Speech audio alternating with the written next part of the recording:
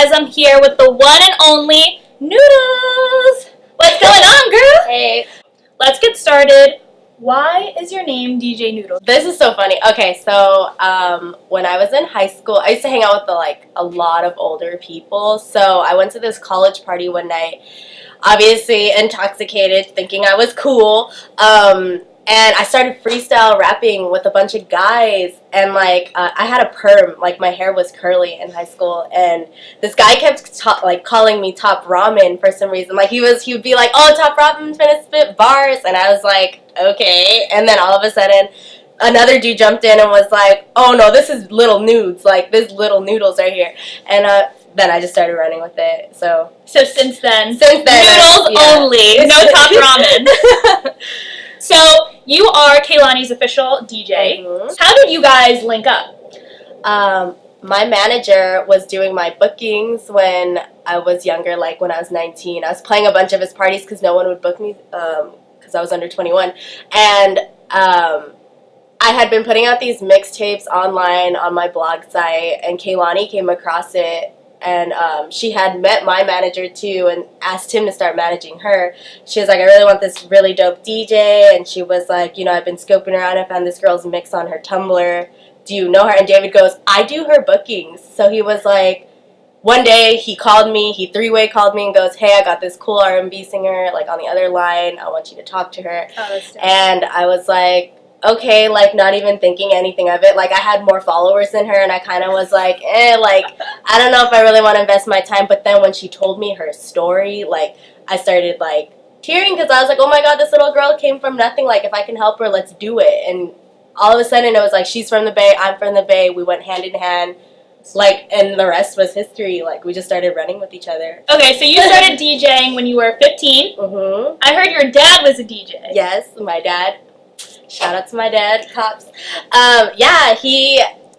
What was funny was, like, my mom would tell me all these stories with him, and I'd be like, nah. And then I finally saw pictures, and then I saw this VHS video of him, like, playing this club in Alameda, California. Like, it was so random. And then when I was younger in high school, like I said, I used to hang out with older people, so I started sneaking into clubs when I was like 16, like fake IDs, do this, and then I was just so fascinated with the culture, how everyone was just always so happy, and like, I don't know, like, I felt like I had to do something to take up on it, and like Filipinos, I'm Filipino, so like, I just feel like we're entertainers by heart, so shoot, like, I just realized, like, anytime I was at the party, I was plugging in my phone as an aux cord, and I was just playing music. Like, my selection was crazy, everyone would vibe, and then all of a sudden I was like, I need to learn the ropes to this. So obviously I asked my dad, and we had to repair his turntables. Like, I had to save up.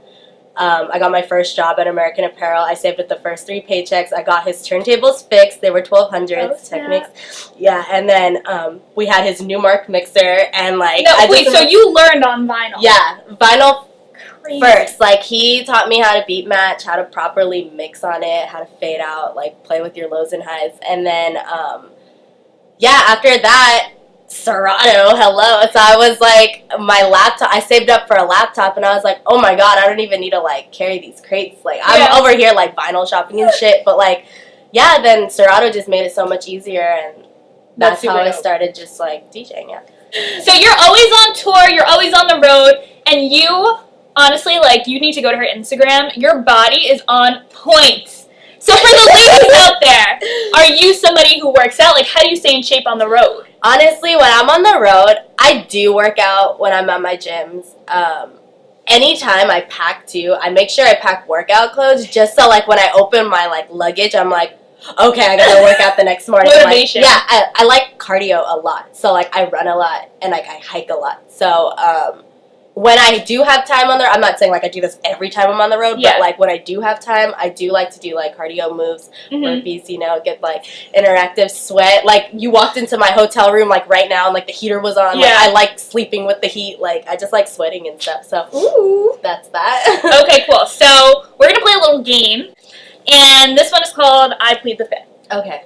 It's pretty self-explanatory. I'm going to give you 3 questions. You have to answer all of them, but if you want, you can plead the 5th, meaning not answer, only one. Okay. First one. What was the last lie you told? Okay, so the last lie was last night.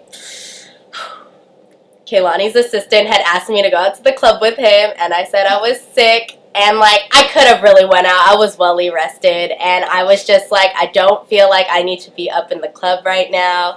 So I just told him, I was like, I got into a fight with my boyfriend. I'm really sad. Me and my boyfriend are totally fine. And he was just like, okay. And, like, he was like, I guess I'm going to go alone. And I kind of left him alone. But, yeah, that's last night. You know what I feel like? I feel like that's kind of like when you give a guy, like, the wrong number and they call right in front of you. Yeah. It's like that type of situation. Yeah. All right, so number 2. Have you ever sent nudes, pun intended, to the wrong person? Or oh my god, yes, all the time. Oh my god. Okay, wait, you gotta elaborate on that, because usually it happens once and then it will never happen again. So, okay, the dumb iOS update on the iPhone. So, it's so slow, like, I don't know if you noticed, but, like, usually when I travel, like, just for, like, giggles, like, I'll send it to my boyfriend, but, like, one time, like, it popped up and my sister texted me, and it was straight up, like, my heart nipples, like, it was too funny, and my sister was like, what the and I was like, so I had to play it off, so I was just like, oh no, I sent it to you because I obviously wouldn't send this to anyone else, and I was like, do you see, like, anything weird with Yo! I would have been dead! My sister was like, no, she was like, are you okay? Do you need to go to the, like, doctor or anything? And I was like, oh no, I just wanted someone else's opinion. But yeah, but it was... Well, you're great on the... She's great on the fly. Yeah, oh my god. Alright, number 3. Explain this tweet. So this is a tweet she tweeted. Oh god. Quote unquote, did at Diplo roofie me and at Mr. Carmack? I'm so confused. Oh my god. Okay, so this tweet was from Lollapalooza, and me and my boyfriend, Mr. Carmack, so like we went to Diplo's after party after the festival at Soho House, and all we remember walking into Soho House was like how elite it was, and me and Aaron, that's my boyfriend, like we were just like so downly dressed, and like we woke up the next morning and my roommate in LA, like, she came to Lollapalooza, but, like, we woke up in her hotel room instead of our hotel room. So, like, I'm saying, like, we're across the city in, like, Chicago. It's not a big city, but, like, we were, like, staying at the W, and, like, we ended up at, like, some hotel, passed out on my roommate's couch, and, like, we woke up and we're like, dude, the last thing we remember seeing was Diplo that night. So, like, that's why, like, I tweeted at him, and it was funny because he went along with it, so, like, we believed it the next morning. We were like, maybe, like, we were drugged, but... we had each other, so... The hangover noodles edition. Yeah. Alright, so going off the last question, explaining the tweets, we're going to call her tweets from now on Noodles Doodles. Okay, so I'm going to give you a list of tweets that you did, your Noodles Doodles. You have to explain your Noodle Doodle. Okay. Alright, first one. Quote unquote, my mom demanding to have a Hennessy bottle backstage by the time she arrives. Who TF is she? Me, ... I just got off the Pilo tour, and it was like the last show of the tour actually, and it was in San Francisco, our hometown, and basically my mom texted me and she was like, because Pilo's Filipino too, and like she kept joking like, oh, me and Pilo's parents will get drunk together, and so she basically was like, oh, like, get the Hennessy bottle ready backstage for us when we arrive, and I was like, how did you even know about Hennessy? In the Filipino culture, I swear, like, that's all they drink. And I think it's so gross, first off. I'm like, ew, like, no. But, yeah, my mom said that. And it was just, like, really funny. Like, I was like, whose parents are like that? You know, I don't know. My parents are crazy. Most of my tweets are, like, really out of pocket. Because, like, I'll tweet, like, what I hear at that moment. And I'll be like, oh, my God, that's tweet-worthy. Like, I need to tweet this. That's why, like, if you go down my timeline, it's, like, so out of pocket. Like, yeah, we did. We got a couple more for you. Don't worry. That is so funny. Next Noodle Doodle. I'm for show looking crusty AF because this dude working at this bakery in the airport just called me sir. Oh my god. So we were flying to Vegas from, we played Red Rocks the day before, and this guy... oh my god, it was so embarrassing. I was a camera guy, and like, well, I was ordering an omelet at this bakery, and I was like, he kept trying to get my attention, but I was still reading the menu, and like, he was like, sir, can I help you, sir? And I had my hood and my my reading glasses on, and I looked up, and I was like, And he was like this in my face, right? He was just like, what do you want? Like, I'll get it for you. And I was just like, oh my god. And like, I like ripped my hood up. I was like, I'm not a sir. I was like, I'm a girl. And so basically, like, that's how the day, it ruined. Long day, we all have this, it's fine. Next one. Quote unquote, girl, you just as fake as them fake freckles you be drawn on your face.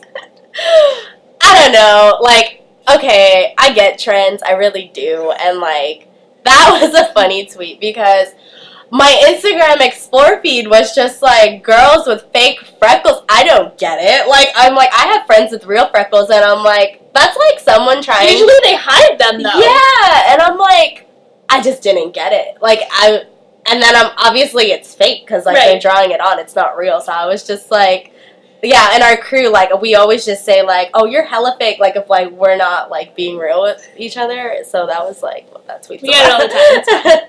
Next one. I don't like working out, but if I have to, my main exercises are cardio-related. Hiking, volleyball, squats, riding my BFs, and sprints. Yeah, do you see what I did there? I snuck in a sex position in the middle of it, but it's true. Oh my god, it's such a workout. Like, any way you can work out, right? Yeah. At least it's activity. No, it's great. Yeah, no. All right, good job. You explained all the tweets. Woo woo. And wait, you didn't even plead the fifth. Oh, you answered all of those questions. I know, because I'm just so like. Oh snap! I'm so ratchet. Like, I don't know. So your remixes are super duper dope. Do you maybe think about even producing in the future? I do. It's always been like an ongoing thing. Everyone always asks me like when you want to, but I just don't feel like personally for me like that's something I was born with. Yeah. Like, you know what I mean? Like, yeah. I'm a selector, I feel like, so that's why I play music and like I just DJ. But and after like dating like a producer too, like I see like he's like in the studio 24/7 and like I don't hate on anything like that. It's just personally not my style. Like, I don't know. I didn't grow up with, like, instruments in my life. Like, I didn't. That's why I wasn't saying, like, I don't think, like, I was born with the talent. But I do think of it, though. Like, if I can take on the challenge, like, I'll do it. But I don't know. I don't really have patience either. Like, I only know what I know. And, like, I just, like, sticking to that. Yeah. You know? So, yeah. Give me your craziest tour story that comes to mind.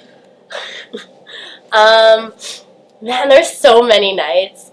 I'd have to say the first Europe tour we did, we ended up in Paris and, like, didn't get home till, like, back to our tour bus till, like, 8 a.m. the next morning. We just played the show at Trebendo, and, like, we went to a gay club, and, like, I just have to emphasize that because the gays party so hard than, like regular, normal street people, but, like, yeah, we were in Paris, like, Europe does not sleep, so, yeah, I just remembered, like, we were wasted, like, just on the dance floor going crazy, and, like, it was one of those moments where, like, we all woke up, and, like, we were just like, what the fuck happened last night? Like, Jahan, our producer, was, like, over, like, on, like, at the bottom deck of the tour bus with his shirt off, like, we don't even know, like, what happened, and, like, it was like my manager was upstairs, like his glasses were like misplaced. Like, oh my goodness. In the bathroom toilet area. Like it was just like one of those nights where we were like, what the happened last night? So it sounds like you've had like a lot of the Hangover Noodles edition. Yeah, where you wake up and yeah. Okay, so what can we be expecting from you coming up?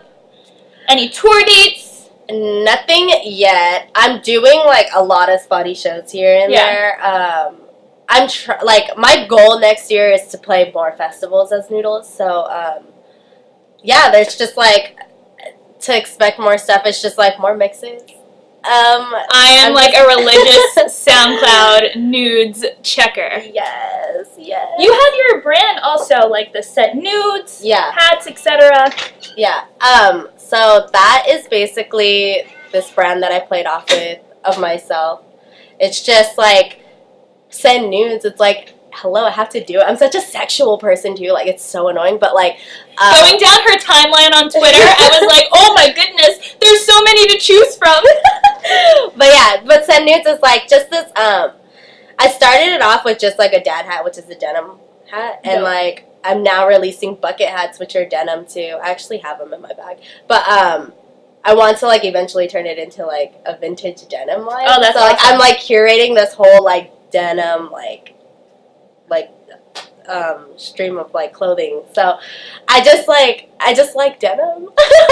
So It's cool because like with your background in fashion, like you're kind of almost bridging the gap between both worlds. Yeah. Do you feel like they both go hand in hand? Oh yeah. Like everyone always tells me they're like, I love it too because like I worked in fashion for like 4 years before this, and it's like all my connects that I've made with fashion, they're now booking me to DJ their events. You know, like I just played a Xanaro party last week. Like I did a Revolve party, and it's just like it just goes so hand in hand. Like I don't know, like you need fashion and you need music. So yeah, super duper dope, Noodles. I cannot thank you enough for sitting down with us. It was so cool. You have the best stories. Oh, thank you. And I'm excited to see what you have coming up next. I'll be on the lookout for those SoundCloud mixes.